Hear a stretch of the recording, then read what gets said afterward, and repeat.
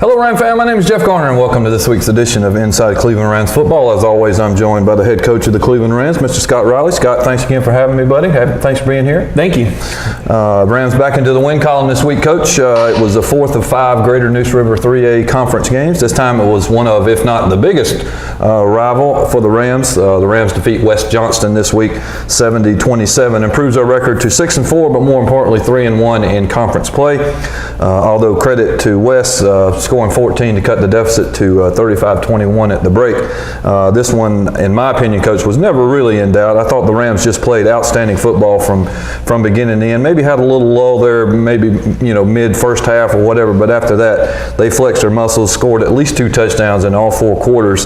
But again, I thought just a dominating a game for the Rams. Your thoughts? Yeah, can't ask for much more out of the offense. Yeah. With the JV quarterback coming up and playing really well, you don't expect to score 70 points in that situation. So can't ask for any more out of the offense. The defense had some bright spots in forcing quite 6 turnovers, I think. So that was a bright spot. Obviously, a little frustrated in some of the defensive execution, especially that little lull you talked about in the first half. But overall, it's great to get a win, and it's really good to get a win against West Johnston. Absolutely.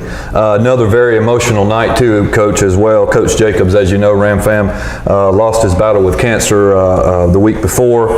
Ram community, including West Johnston, still dealing with the terrible loss of one of the finest men around that I've ever had the opportunity to know. And I know I speak for a lot of Ram fam, a lot of the Cleveland community that agree with that. Got to give much respect to West Johnston's athletic director, Josh Plisco, and the whole coaching staff, administration, the student body. They honor Coach Jacobs this week, Coach, with a silent kickoff. First time that's I've been a part of anything like that. It was just a touching moment. Great gesture by West Johnston. Yeah, it really is.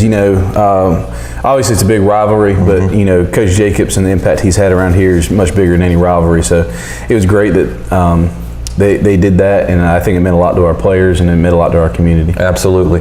Well, talking about the game, Coach, Rams jumped out early, scoring 21 in the first quarter to the Cats 7. Both teams have 14 in the second quarter. Again, as we said, Rams taking the 35-21 lead into the break. Talk about the first half a little bit, Coach. Again, you've already mentioned your sophomore quarterback overall. Talk about that first half. I know, like I said, we jumped out early, had a little bit of a lull. Tell me what happened during then and kind of what you talked about at the break. Yeah, offense was firing on all cylinders. They came out and did a bunch of different things offensively, West Johnston's offense, and I thought we adjusted pretty well. It was actually some of the stuff we'd practiced against that ended up hurting us. Was it's just a simple trap play that they gashed us on several times, and it was a unique week of practice, and I thought the kids responded, to get a big win like that, and after the week we had, you can't fault them in any of the little mistakes. I was going to say, on a week like this. Yeah, that's it. I mean, it's I know I've never been a part of anything like this. I can't imagine. Everybody reacts differently. Everybody, absorbs those kind of things differently. And again, as you said, football comes second when you got that kind of thing going on. But you still had a game to play. You still had preparations to do. I know it had to be tough. But I'm so proud of the Rams and the coaching staff and just everybody the way they. And again, for West Johnston, just how everybody rallied around, and it was just a great night, I thought. Right. And we'll continue to process and deal with those things as they come up. But I thought the kids are processing it in a healthy way. And obviously, as someone as special as Coach Jacobs, it's hard to move on, and we don't want to move on. That's what I told him in the game. To completely heal is to forget him, and that we don't want to do that. Absolutely. So it's something we'll carry with us and hopefully motivate us in everything we do, not just football. Well, after the break, Coach, big third quarter for the Rams. They scored 21 points compared to the Wildcats, who had 6. The way the Rams came out that third quarter, Coach, was pretty much, I thought, the story of the game. I thought, again, we've kind of been doing that these past few games and really all season. We come out of the break really playing well, and again, I thought the Rams really established themselves in that third quarter, and both offensively and defensively, and really set the tone for the rest of the game. Yeah, you practice all week for what you expect a team to come out and do, and then obviously there's they coach all week as Yeah, well, exactly, yeah. just like we do. So in the last few weeks, we've had long half times, whether for senior nights or for homecoming, things like that. So it's given us a lot of time to make adjustments and to even run through a couple different things that we're going to do. And the kids have responded well to that. Making those adjustments in the second half and really surging ahead. If you can win the first and the third quarters, it goes a long way to winning the game. Big question, and you've already mentioned it already, Coach. The big question going into the game, Coach, was your quarterback situation in the week prior at Clayton. Your starting quarterback, sophomore Darius Ocean, went out with an injury that forced him out of that game and actually forced him to sit, this game as well. So with no really true backup on the varsity roster, you decided to bring up your JV starting quarterback, Isaiah Sawyer. You obviously felt good about Sawyer, and he certainly responded. Can you talk a little bit about that decision and kind of what went into that? Yeah, last year Isaiah was a receiver, and it was towards the end of the summer really when we decided to move him to quarterback, as much for his athleticism as was his throwing ability. But and he's done a good job with the JVs. They're Absolutely. undefeated in conference, right.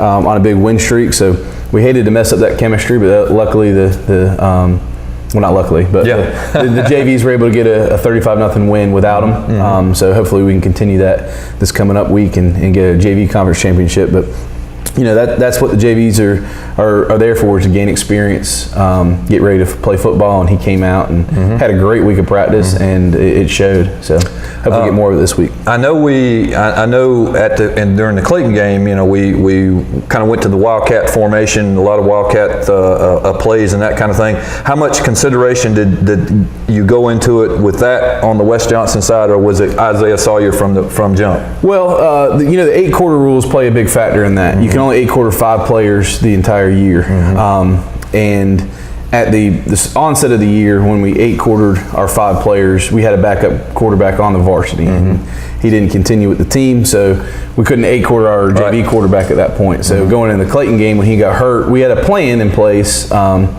Obviously a rudimentary plan because we were hoping that wouldn't happen. But it was for Jamal and some receivers and running backs to play that position and kind of have that wildcat type thing. But we didn't want to go through a whole game and not have the ability to consistently throw the football.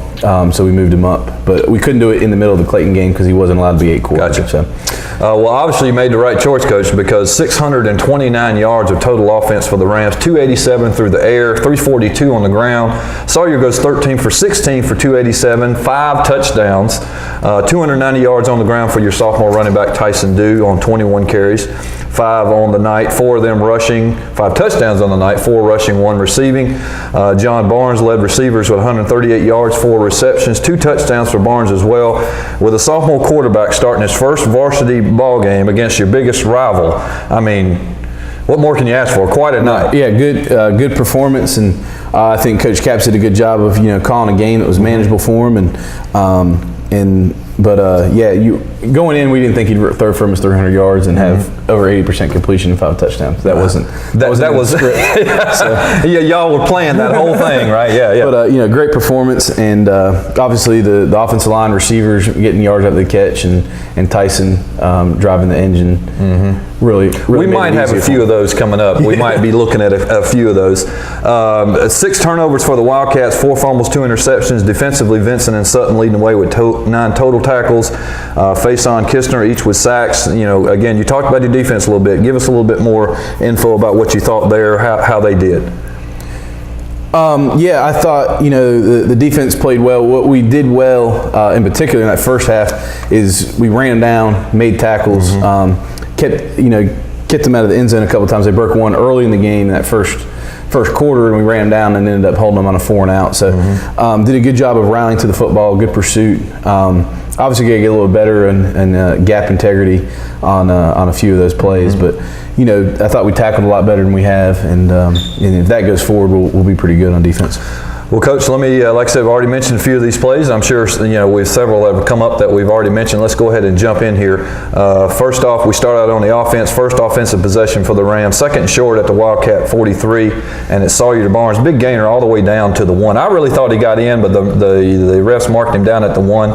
Yeah, he was in when you watched the film. I thought so. They missed that one. Yeah. High school referees are great at their job. They do like to mark people down like on the half-yard line. Yeah. It's like a That's one of them things. If it's close, it's going to be on the half. But, yeah. No, this obviously a catch and throw screen. You see both the receivers get key blocks there, and then John Barnes uses his athleticism and speed. You know, all that track work has really helped him. You see both guys get good blocks and secure the edge, and then he's off to the races. Well, Dew actually takes that one in for one of his touchdowns over tonight. We're back on the defense here, Coach. 2nd and 15 for the Wildcats from their own 42, and your defense gets the sack and the turnover. Yeah. So we always try to make teams one-dimensional, and definitely did that this week. They had, I think, 12 yards passing or something in that range.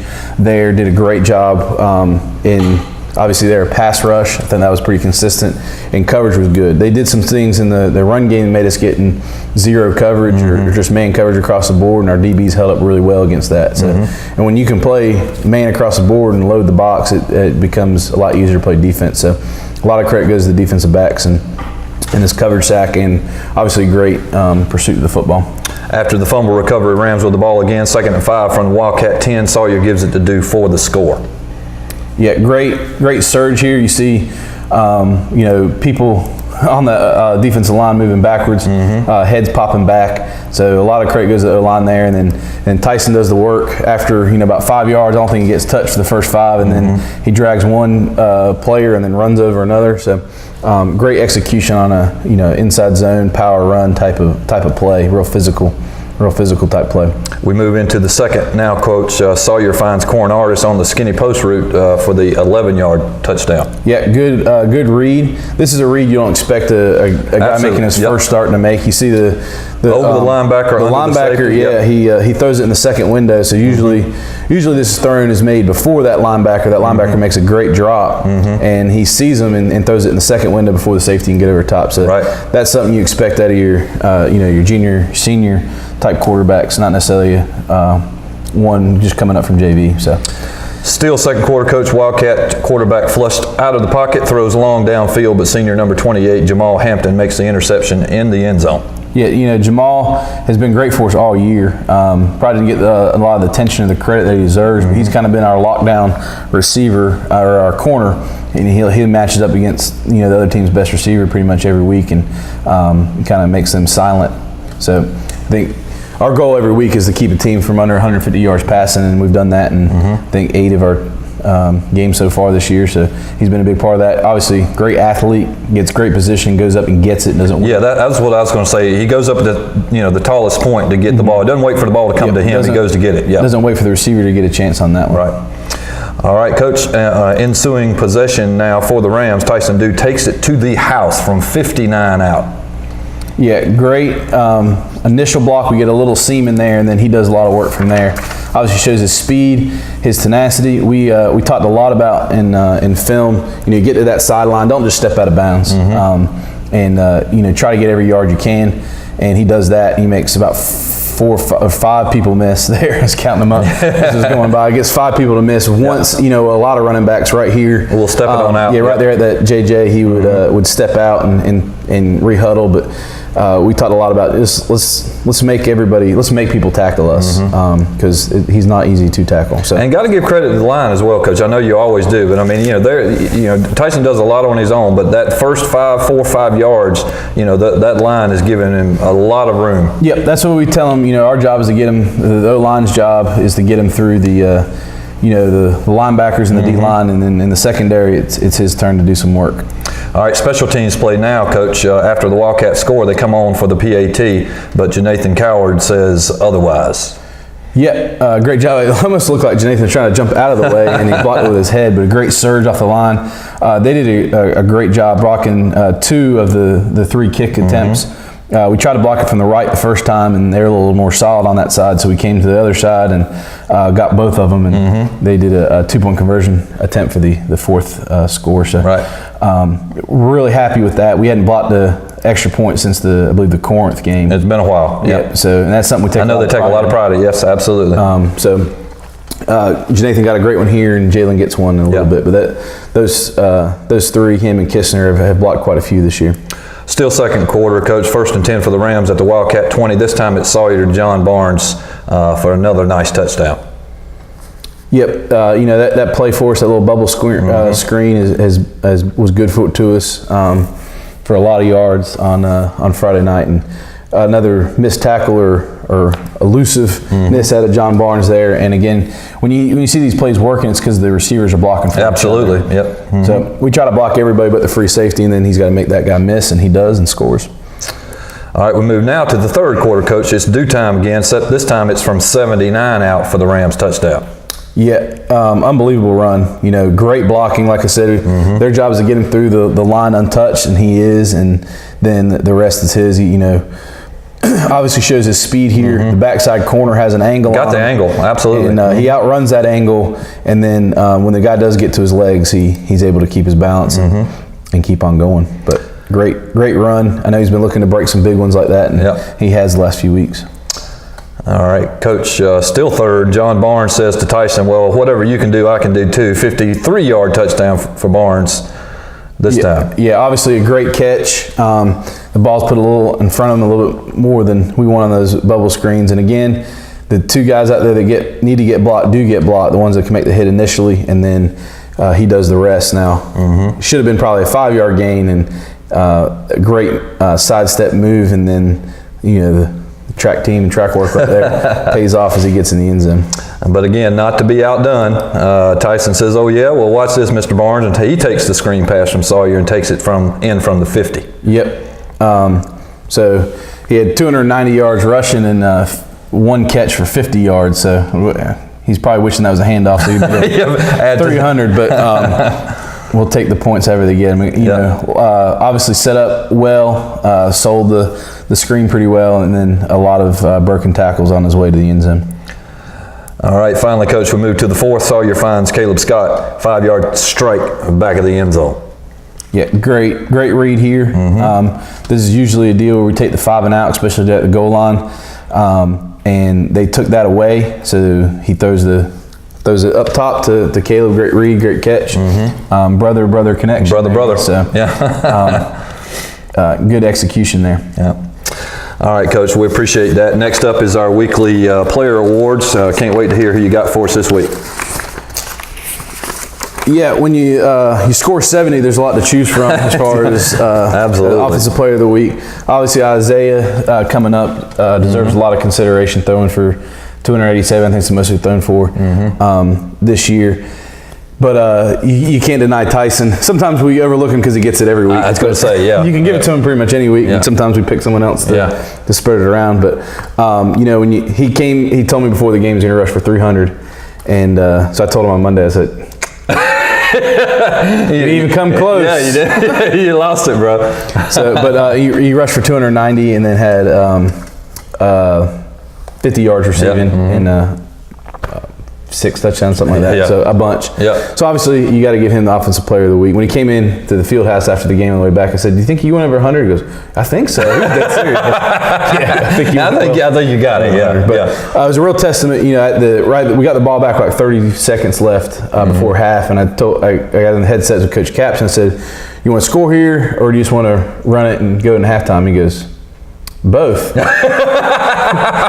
So he called outside zone, and Tyson broke it for about 40 some. Yeah. Got pushed out of bounds, but he thought the best way to score was to run it. So from about 80 yards out, we try to run for a touchdown, a running Hail Mary, if you will. But, both. So the Defensive Player of the Week goes to Jamal Hampton. You showed his, and it's almost a cumulative effect. There's a lot of guys on defense that played well this week, could be in consideration for it, but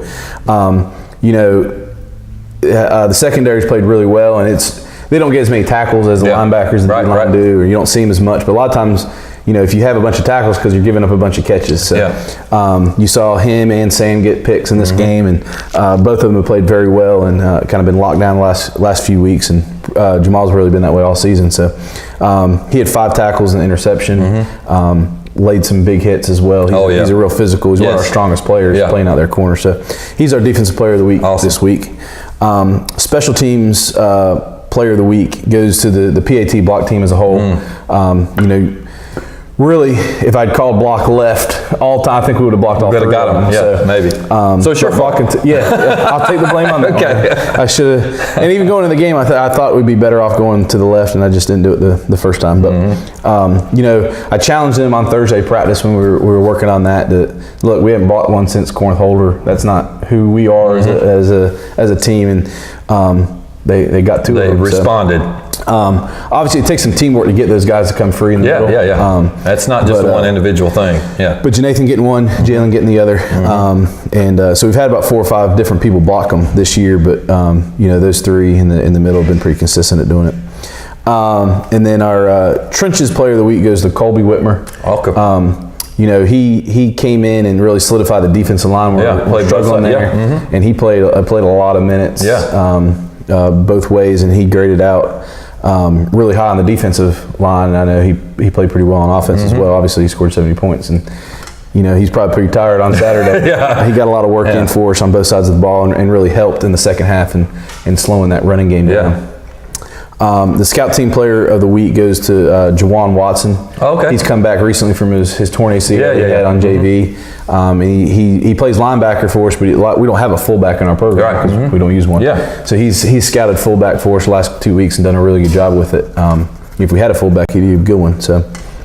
And then our program player of the week goes to Dayne Ahola, JV corner. He'll probably come up in the playoffs and playing some corner as well in varsity. But a good player, but even a better student and a better person in the classroom. He's got one of the highest GPAs on the team.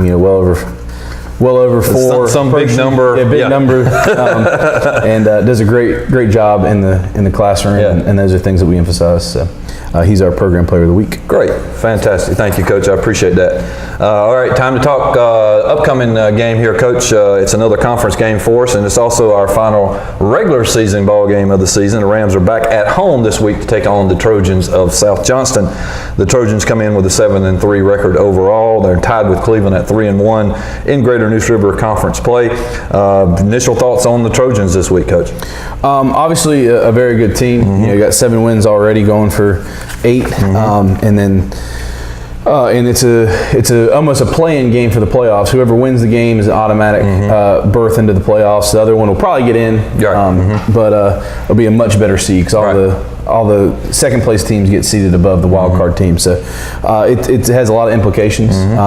Well-run program and a very physical team on both sides of the football. So it'll be a good game. This is Coach Matthew Rigsby's second season at the helm for South. He took over the program 2 years ago when Hunter Jinks left for Clayton. Rigsby had been the head football coach at West Craven since 2012 and leading the team to the playoffs each season, finishing 9-2 in 2015. Rigsby is a graduate of Williams High School in Burlington, North Carolina, where he actually won a state championship himself as a football player. He's from East Carolina graduate, served as defensive coordinator, head track coach, head football coach, and PE teacher in his career.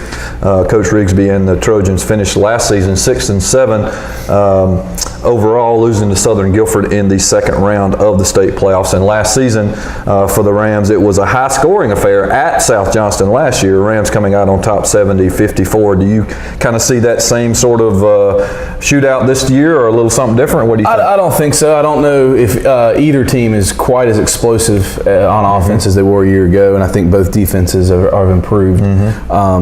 That's kind of a rare occurrence. There was a lot of things that we played on a Saturday afternoon. A lot of things that were out of the ordinary, so I don't think that would be a typical game for us. But both offenses are capable, and but both defenses I think are improved from what we saw a year ago. Statistically, the Trojans come in scoring about 25 points a game. The Rams 35. The Trojans average about 108 yards passing, 186 on the ground. What can we expect from that Trojan offense, Coach? They're gonna go to the run game first. They're committed to that, and they're pretty good at it. They got 2 tailbacks that can really run and scoot, and then they have a big, tall offensive line that'll do that. So that's what their team's based around. They're gonna have a lot of quick passes as well. So it's a run game and then a quick passing game to complement it. Kind of like similar with with the Rams. Again, a lot of running game, but again, a lot of those quick out passes, that kind of thing, and that's almost a running game, so to speak, a little bit as well. Those safe little outlet passes, kind of thing.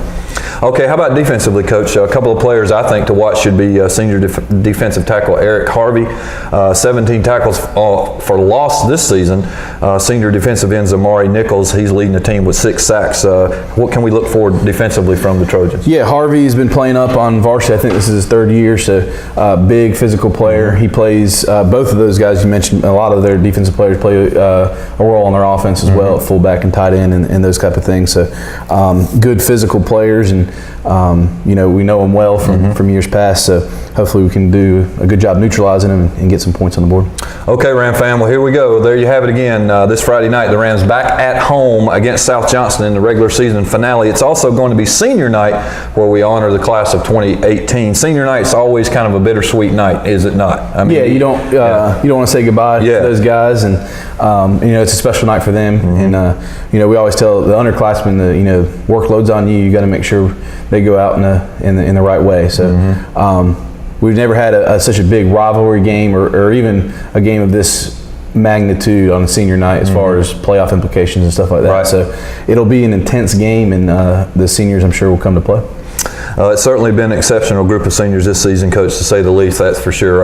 Kickoff again, Ram Fam, 7:30. It's going to be a big night for sure emotionally, as well as, again, as you mentioned, huge conference and playoff implications, ramification, which means absolutely we need you in the house, Ram Fam. Absolutely need you there. You've been great for us so far. We're going to need you here again Friday night. We'll certainly be there covering every play as we always do. We'll be back here with the coach talking about, that game and about the playoffs coming up and seedings and all those kind of things. We'll save that obviously for next week, but this week it's South Johnston at home. We hope to have you there. Final comments for us, Coach? Nope, look forward to having a big crowd for senior night, and with South Johnston coming over, a big rivalry game. So it's got checks all the boxes of what you want to see on a Friday night. It's going to be physical. It's going to have a lot of implications of what goes forward, and it's an emotional senior night. So you'll regret it if you miss it. You will regret it if you miss it. Good luck, Coach. I appreciate you being here. Let's bring home the W, and tune in next week, Ram Fam. But until then, as always, go Rams.